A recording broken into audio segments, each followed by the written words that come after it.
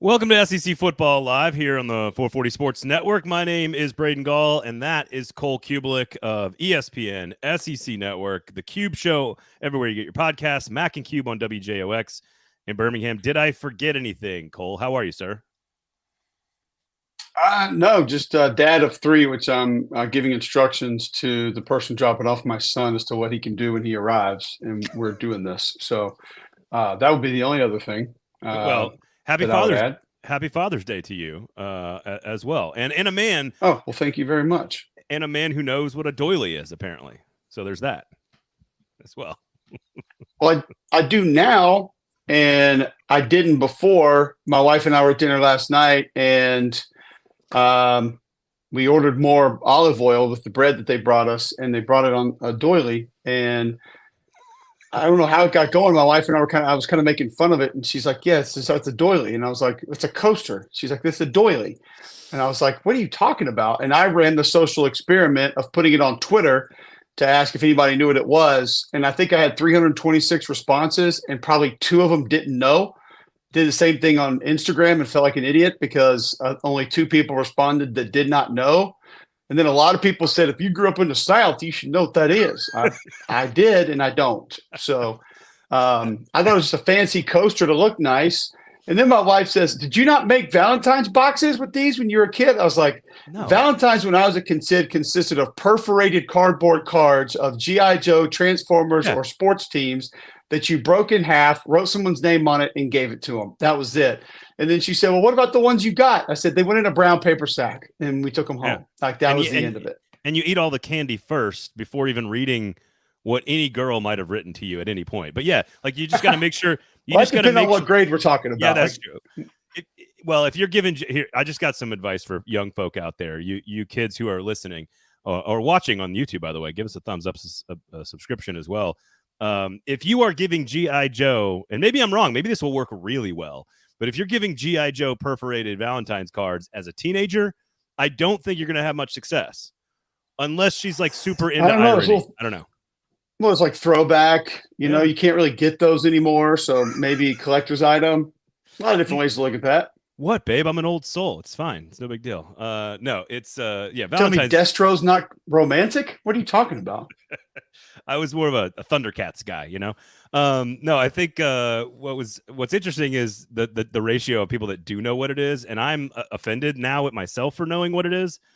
You're far more manly than I am. But that being said, the only reason I know what it is because I think it's a fantastically hilarious word to say. Like it's just a great word to say objectively, and I think honestly, doily should be like a euphemism for a lot of other things in the world. So.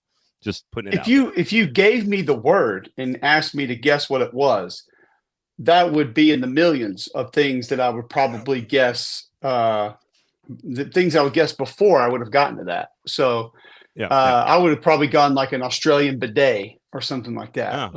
Head over to the doily, mate, and wash yourself off. Something along the. I think it's no a part idea of what that thing is. All 3 guys on my radio show this morning knew what it was. Well, that's because Max, he's a quarterback. What are you going to do? He's pretty fancy. Yeah, he is. He is. I would suggest it's part of a combustion engine. That would have been my first guess. Some sort of combustion engine part. Okay. So today on the show, I want to talk offensive lines. Obviously, you played the position, but you are an analyst across the board. So I want to know how you're looking at teams in an era where not just this year, but even in previous seasons, we've known less about these teams heading into media days than I think ever before. Some of that is distractions and news. Some of that is the portal. Some of that is the rule. Some of that is NIL. But I also am curious because I cover the Tennessee Titans here locally, and they've had offensive line issues for years. I think high school is we're seeing this thing with offensive line development. So I want to kind of pick your brain on like what is happening to the offensive line in college football and in particular in the SEC. There are some great ones this year. But I want to get into that. So lots of stuff to discuss today. However, if you're watching and you want to jump into the comments, I will be I'm going to be the clearinghouse for you, Cole. I'm not going to let every question get to you, but as 2 folks who have spoken to the Paul Feinbaum offense or audience directly, I will be the clearinghouse for you today on the show. So if you want to comment, ask Cole a question, please jump into the comments. Again, thumbs up on YouTube. And if you'd like to jump on Twitter or Facebook and share the product so we can get some more folks involved in the show, that would be great. And that includes you, Cole. If you want to jump on Twitter there and give me a retweet while we're doing it, I wouldn't hate you for it. So, all right, lots of stuff to get into. I'll see if I can do that while we're talking. Lots of stuff to get into today. But as I said, and we're entering a year where we know less and less and less about how the sport's going to unfold. I'm tired of talking NIL. I think fans are tired of following NCAA litigation and court cases and legal this and legal that. We want to talk ball, but it's harder and harder and harder. And we do Athlon Sports. We do anonymous coaching scouting reports in our magazine every year for about 20 years now. And we get pretty honest assessments of players, coaches, schemes, etc. Last week on the podcast episode, I sort of read all of those from the SEC that we got. But I've noticed this as well. I don't know if you have. We know less about these teams than ever before. So how do you go about and now we've got new teams and new conferences, new playoff format, etc. How are you changing the way you evaluate a football team, a depth chart, a roster, a coach? Have you changed anything? Like how are you going about studying these teams at this time of year? Yeah, not how I evaluate them. That's pretty much the same, Braden. But what I do a lot of now is I find film from Conference USA players, Sun Belt players, Big 12 players, MAC players. Try to go find maybe a couple of like D2, D3 players, Ivy League players I've had to go study that I've never would have watched any of this film before. And now, like, you got a D tackle at Florida from, I think, Pennsylvania. That's probably Joey Slackman that's going to start this year or at least play a lot. So I got to go watch him and see what he looks like as a player. And sometimes that can be a tough evaluation because I don't really know much about the guys he's playing against and then how he's going to fit into that scheme. And a lot of it comes down to, okay, what voids did you fill and how well did you fill them? Because there's still going to be a portion of the team that we know you have coming back. We're going to have a level of confidence on that. And we're going to know what you do. And then, all right, what did you go get to replace it? It really has minimized kind of what a lot of us think about the true freshman impact. But you're going to get a guy like Caleb Downs at Alabama this year, Caden Proctor last year. You're going to get like a Cam Coleman at Auburn this upcoming season that we think are going to impact things and did impact things. But I think there's less of that. There's less of, okay, how many impact freshmen will you have? Because now it's how many guys out of the portal can you plug and go and be either close to what you were last year or better than what you were last year. So LSU goes and gets, a receiver from Liberty and CJ Daniels, who I think is pretty good. I like him a lot. They would get a receiver from Houston, who I think could come in and help them and be pretty good. So, Texas goes and gets a pass rusher from UTSA that's going to be a little different than what they had last year, but they won't be the same inside, even though they go get a kid from Arizona that I think is going to be pretty good. It's just not going to be the same. So I think it's just like, what are you getting and how does that compare to what you had last year? You're going to be able to survive at that spot, thrive at that spot. Is that going to be an issue, a problem for you? But how I view the teams as far as once I have an idea of what they have returning, I mean, that's all the same. It's just, like you said, it takes longer to figure out a lot about them. And then you also have the continuity portion of this. Like, I still believe in chemistry and continuity and knowing, like my son played on, I don't even know what you would call it. It's not a travel baseball team. It's not an all-star team because we paid to play. It's like you pay to play extra baseball now. There's not all-star teams. And like one of the things about the team was, and I felt so corny, and I told our coach, I was like, this is almost Dabo-ish, but I was like, these kids don't know each other.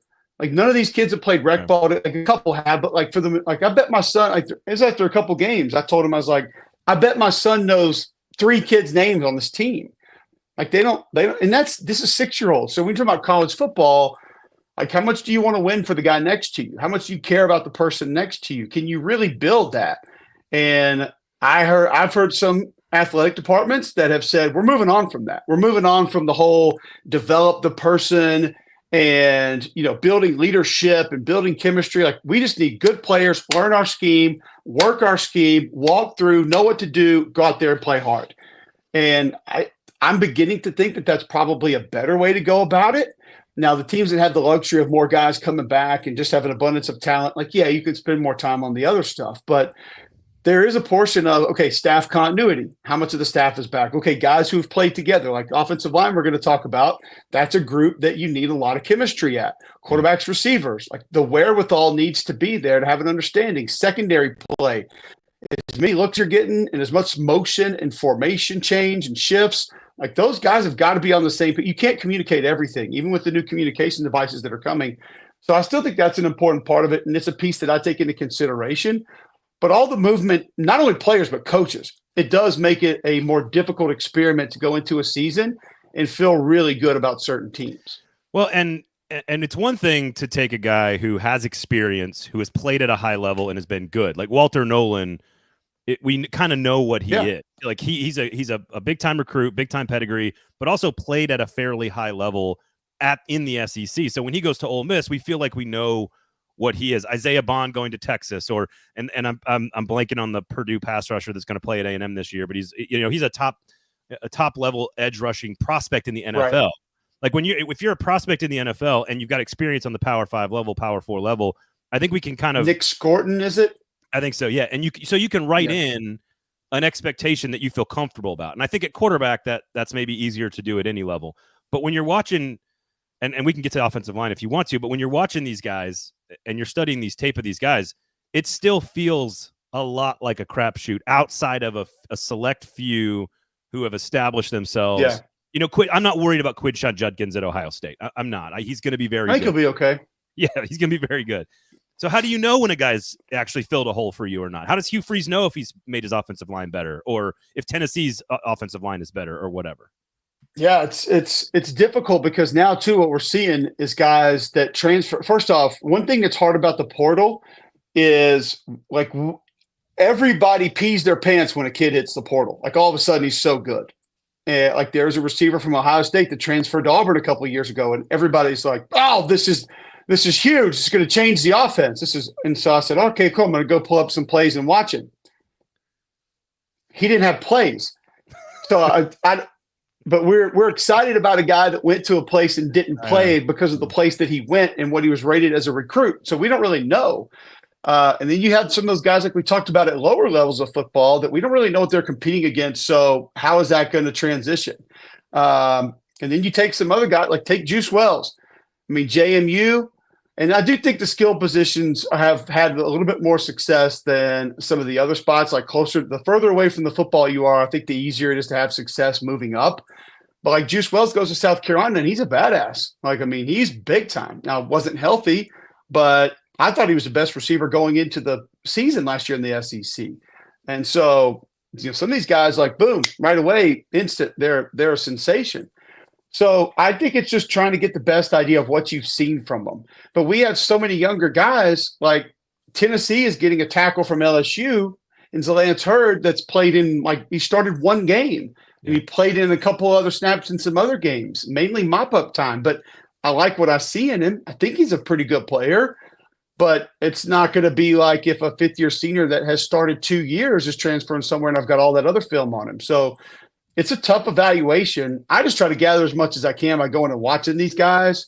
And usually you get a pretty good idea. Like the kid that Ole Miss got from Jacksonville State. So he played a lot of defensive end for them. I think they'll move him down inside a little bit. But like you can see he's got good get off and he's got good pass rush skills. Like he knows how to use his hands. He's good with leverage. Like he's pretty quick with some of his inside moves and different things. So you can see that and say, all right, that's going to translate. Like he's going to be able to go and play, and he might not be Quinnen Williams and just dominate, but he's going to help him. He'll give him good reps. So I think that's the best way to do it, and then just kind of stick that in together with what you had coming back anyway. Yeah, you said something interesting about further away from the ball, like the easier it is to make transitions. And I would argue that's been the case since the 7-on-7 thing sort of flourished all over the country. I would say maybe, 15 years ago or so, where it just started, quarterbacks, receivers, tight ends, running backs, corners, safeties, linebackers, even to some degree, they just get like 10 times the amount of repetition and practice throughout the course of a 12-month calendar year. Then there's no way to simulate a defensive tackle and an offensive guard going at it in the trenches in the offseason. Like you can't simulate that. So my first question is, does football in general, and you can focus on college or the SEC, but I think football in general, do you think football in general has an offensive line problem in that it's harder to develop players to be good at that position consistently? Is that because of all the 7-on-7 stuff? Is that just rule changes? Is it you can't do it in the portal? You can still do it through talent? Like, are you seeing a lack of development at that position across all levels of football? It's been happening for a while. And I actually think it may be a little bit before 7-on-7 when it started, and it was spread offenses and up-tempo offenses, because when you go fast, the emphasis in practice, and I've been to these practices at different schools, the emphasis is not finishing your block, which is one of like the baseline traits of being a great offensive lineman. Like, you finish your block, you go past the whistle. The emphasis is not on finishing your block. It's finding the football, locating the football, and getting lined up again to run another play. Like, that is job number one. Well, that takes away from everything that position has inherently been taught for 100 years. So that was initially the part of it. Well, then you spread things out, and it becomes more position blocking than it does actually moving people. So we have all of your bodies removed from the tackle box, and all we have to do is kind of wall you off and just make sure you're in the wrong place, and then we're going to be able to squirt through and find a way to get some yards. Then comes 7-on-7, where, like you said, what's an offensive lineman going to do? Like, go snap? I mean, I've told people for a long time, the problem with offensive and defensive line play, and even more so offensive line and defensive line, is in order to be great at it, you have to do it against somebody else full speed that's trying to make you look bad. Yep. It's literally the only way. Like, I could take Braden Gall right now to a practice field, and we could push the sled for 6 months and go through the chutes and go T-board right, T-board left. We could shoot your hands. We could have punch drills against the pad. I could teach you your pass sets. I like it. And then all of a sudden, I'm gonna line you up, against Shamar Turner, and you ain't blocking him. Like, it's just not, because number one, you don't know how that feels, and you don't know what that's like. You don't know what to be prepared for. And then you don't know how to alter things when you get a sense of how that feels, because you don't know what's coming next, because it's not going to be the same on every play. Yeah. And so we've also removed large portions of padded practices, full speed portions of practice. Now coaches are scared to go full speed because if they lose a guy or two, they think their whole season is going to be done. I mean, I just did UFL, and most of these teams didn't go to the ground before the season began. I've talked to multiple college football coaches, head coaches, that have said, yeah, we tackled full speed maybe 2-3 times before the season began. My brain is like, how do you get through a season doing that? And we wonder why tackling is a problem right now. Yeah. So I think all of those things combined with just the fact of we have put a massive spotlight on all these other really cool positions and taken more of the spotlight off of playing offensive line. Now, defensive linemen can go out there. I mean, you see them do it. They go out there and work their moves, and they're doing the swim moves and their rip moves, and now they do all the jujitsu hands, and that's great. But like, you still got to go up against Will Campbell. It's going to be different. Like, honestly, like if I put you in a 3-point stance across from Quentin Nelson and say you got to hold the point, it doesn't matter how many black belts you worked with this offseason. Like, you got to have a little something different to you to be able to slow that down. So I actually think some of it is coming full circle. We're seeing more tight ends lined up close to the ball. We're seeing more like H-back, fullback type positions. We're seeing more like downhill inside runs where the emphasis has to be on that position to be successful. The play's not going to work. So I think slowly it's coming back around just a little bit, because you've seen some of these teams that have put an emphasis on it. I mean, Saban put an emphasis on it at Bama. Kirby puts an emphasis on it at Georgia. Obviously LSU under Brian Kelly's had an emphasis on it. Like, they're going to focus on that. And I think Orgeron did too. So it helped transition in. Like Cristobal at Miami, he had it at Oregon. He's got it at he's going to emphasize that position. Those teams are not near as far behind as a lot of other teams. And that's going to put you way ahead of the curve, because a lot of other teams aren't going to have that at their disposal. Well, and it's kind of like how basketball's like the deeper you go into the tournament, the game itself slows down, right? We all love the up and down press, full court stuff in the early few rounds of the tournament. But you get to the Sweet 16, Elite 8, Final 4, you got to get half court stops, you got to make shots, you got to execute. Like, the game changes as you get to like higher elevation, right? And that's the same with football. is it then just pure talent? Like a lot of those guys you just mentioned, Saban at Bama, Smart at Georgia. I would argue Sarkisian in Texas. They're going to have a great offensive line this year, probably. Yes. Like, is it Brian Kelly at LSU? Is it still just the best programs who recruit the best, or is there something else that people are doing? Like, you mentioned Mario Cristobal.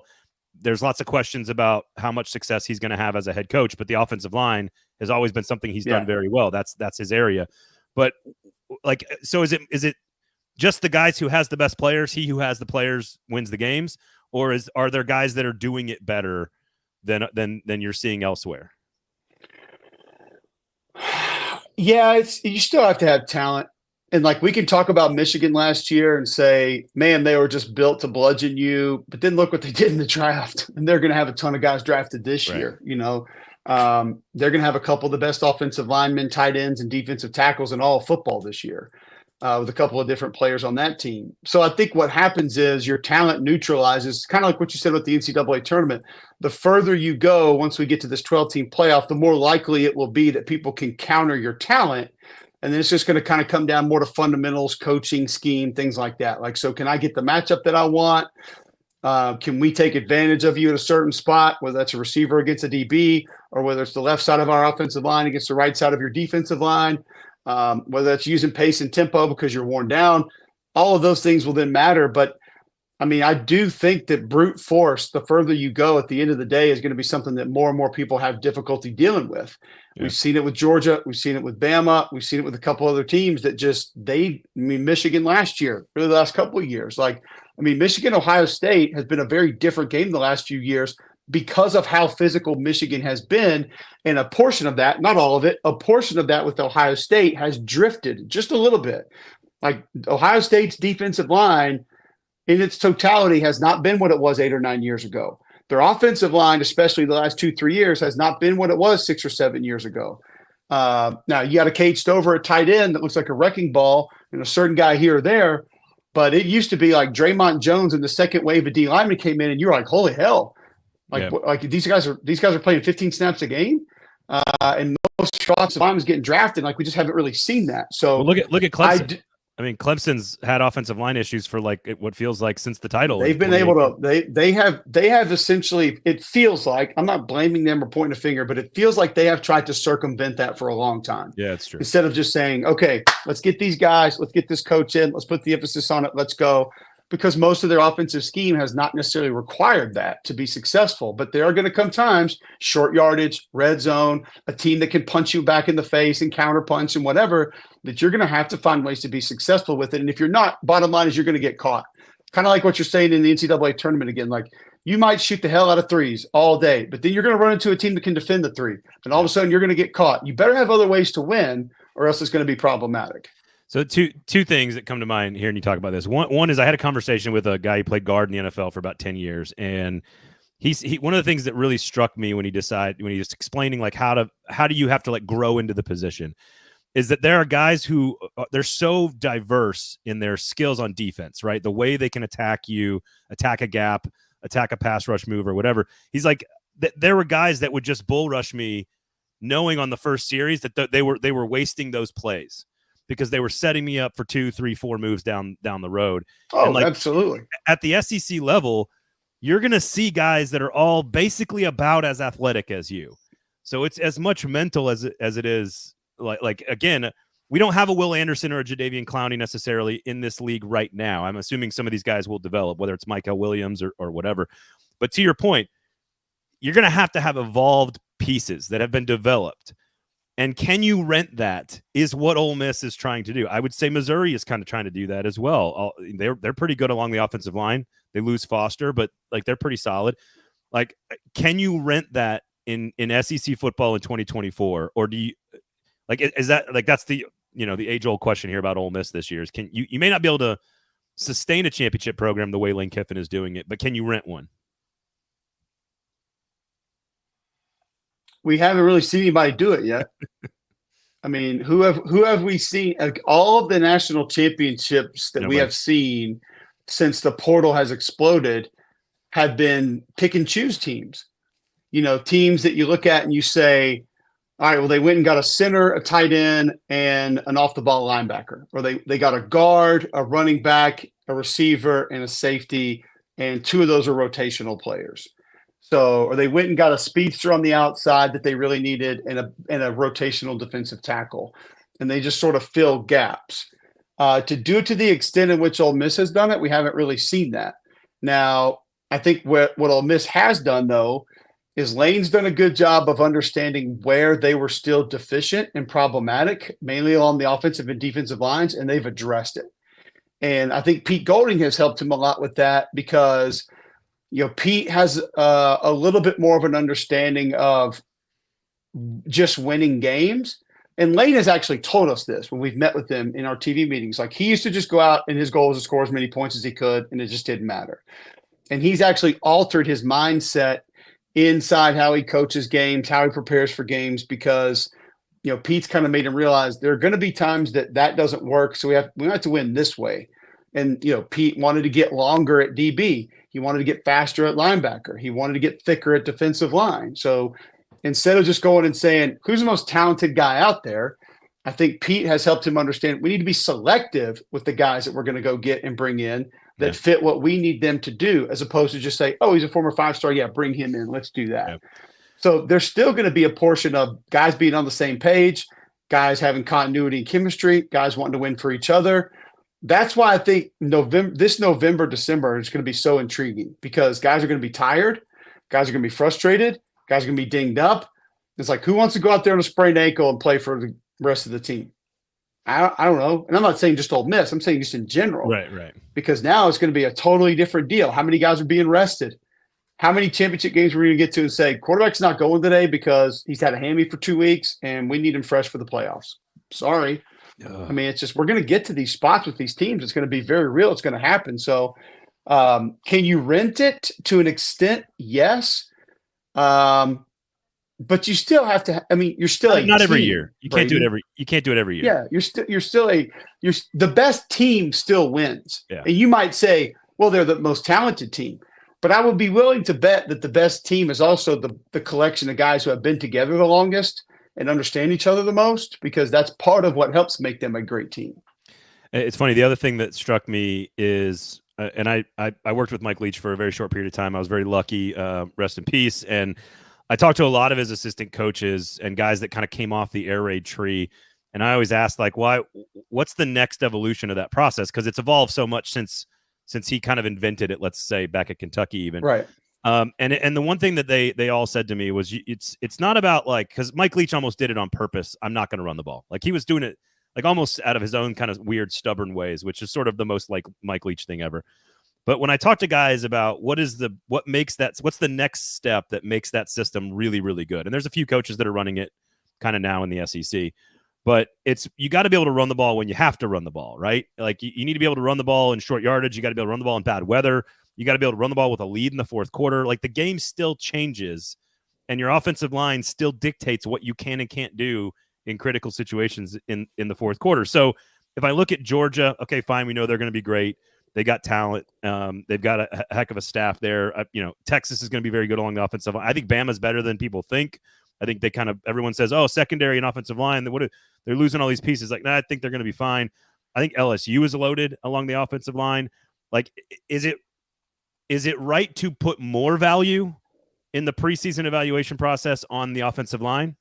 Like, if I say quarterback, offensive line, head coach, if you've got those three figured out, you're going to be pretty good in college football. Or do we have to devalue the position and put more value on the exterior players and the quarterbacks? I think maybe you spread it just a little bit, and I hate saying that, but wide receivers become so important based on how you use that position and the matchups that you can get, and defensive line's got to be close. I mean, let's be real. The teams that can blow you up on that side of the ball, and that's where I would almost counter myself and say that's where offensive line becomes more important. However, again, let's go look at the teams that recently have won national championships, okay? Alabama has had pretty good defensive lines every year. Georgia may have had the best front we've ever seen in college football a couple of years ago. Michigan, filthy last year. Going to be really good again this year.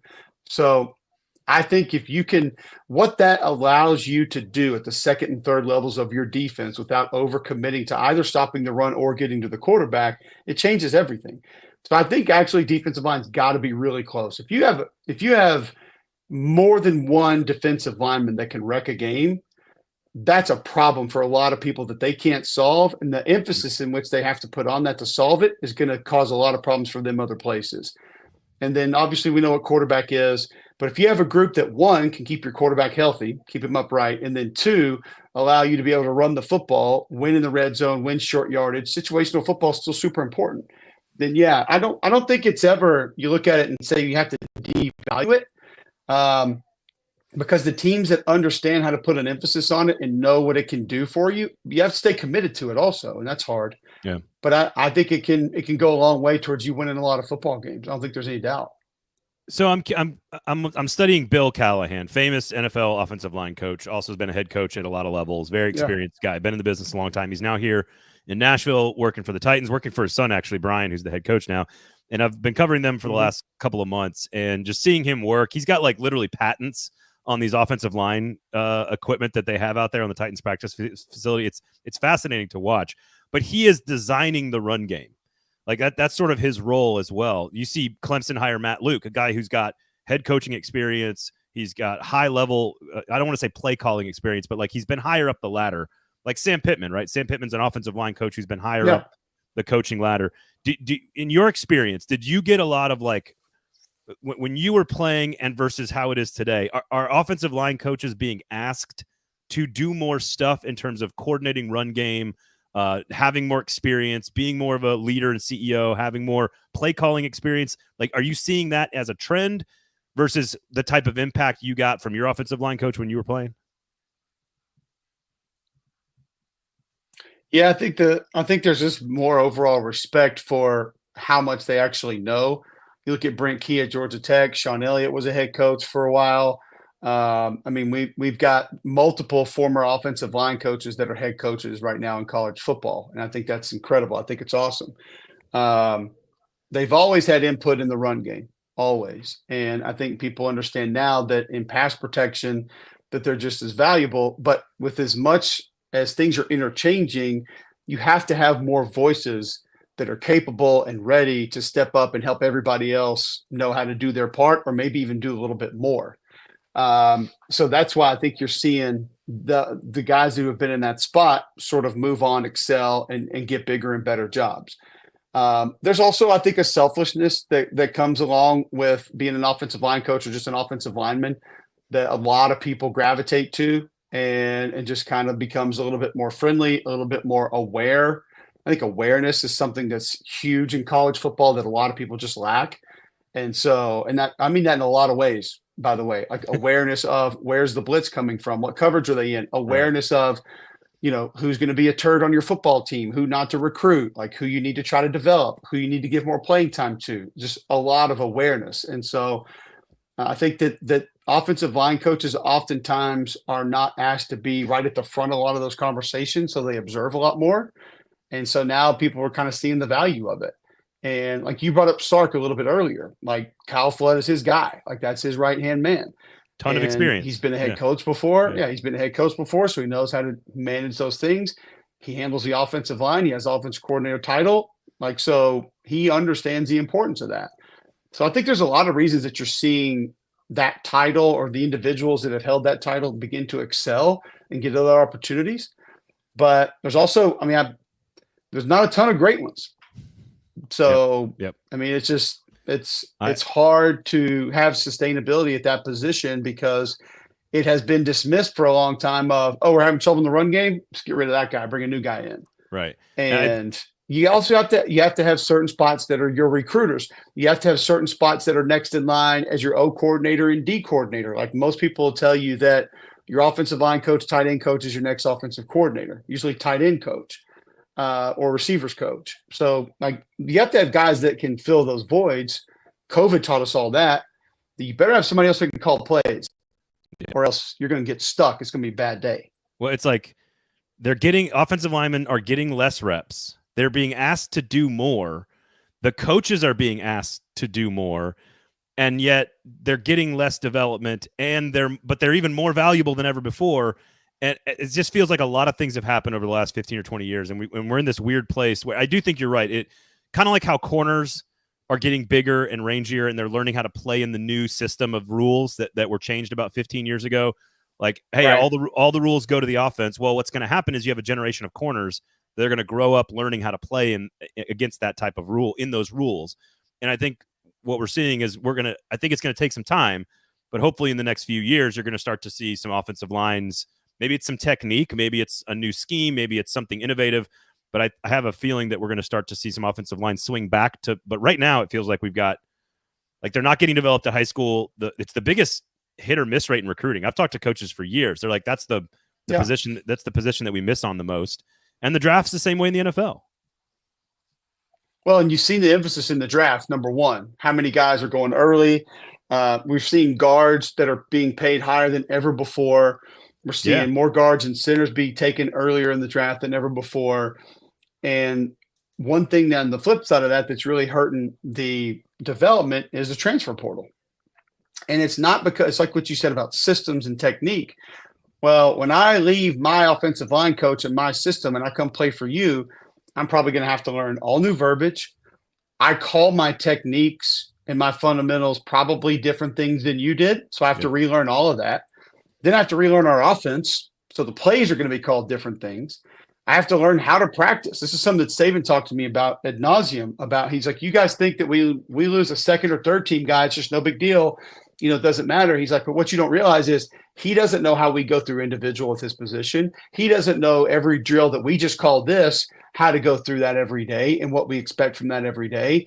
He doesn't know how many reps his group gets and where to go to get them. So all of a sudden we have to teach him all those things. So instead of practicing, he's learning what to do and where to do it and how to do it, as opposed to doing it to go get better.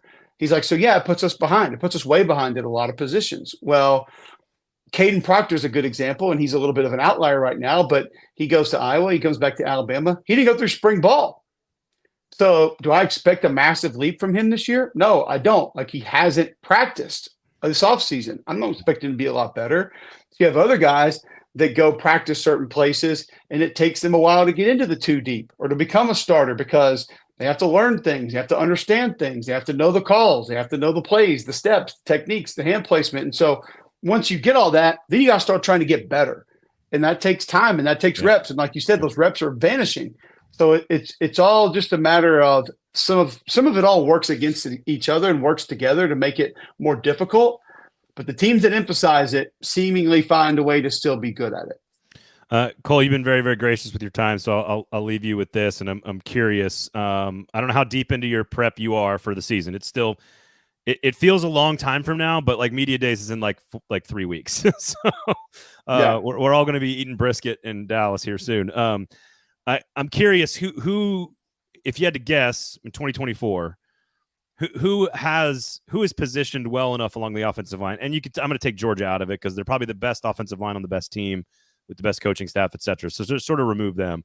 Like, who do you like that's undervalued right now in the SEC because you think their offensive line is going to be better than people think or will be among the best in the league? Like, who's going to be good because of their offensive line in the SEC?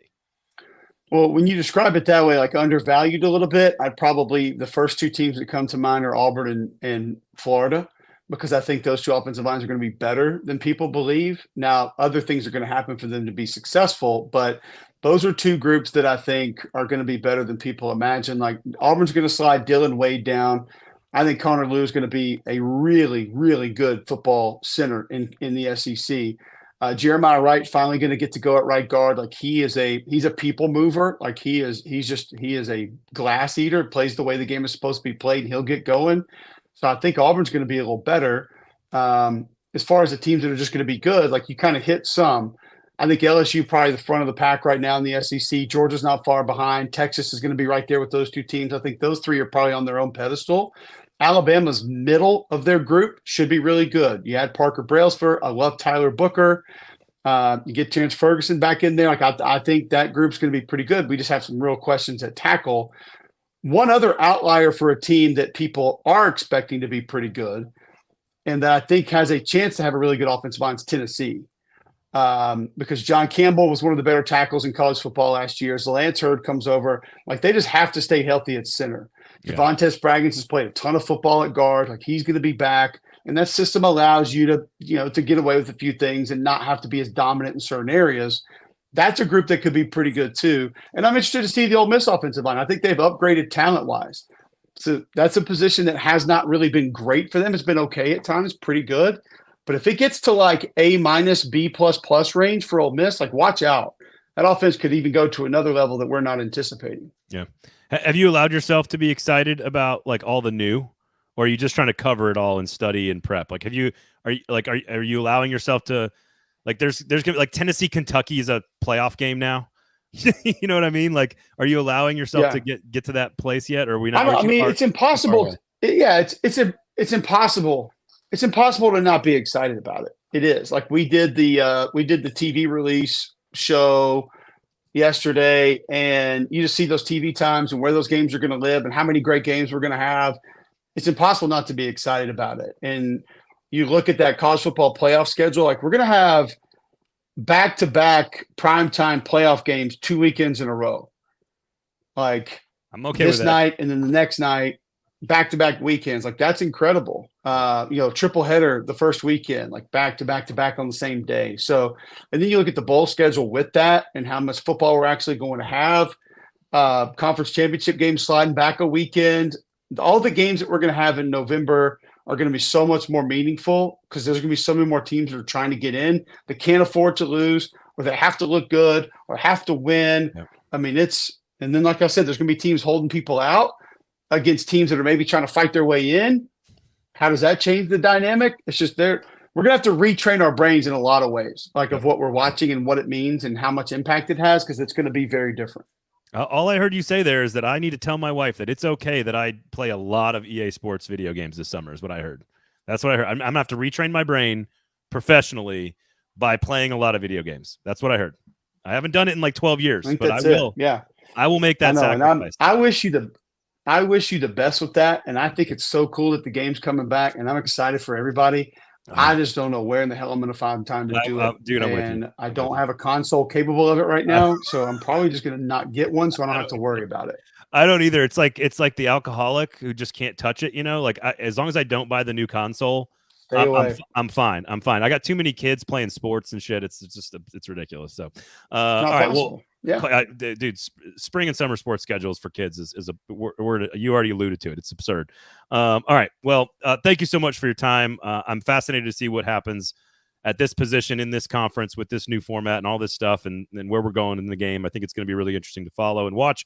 And of course, you can follow Cole, ESPN, SEC Network, the Cube Show on podcast everywhere you get your podcasts, and then Mac and Cube on WJOX every morning. So thank you so much, man, for your time today. I really appreciate you, man. Seriously, thank you. Yeah. Speaking of which, we got swim lessons right now, so we got to go. So there you are. All right, you get out of here. You get out of here. Thank you, everybody, for listening. We do appreciate you guys.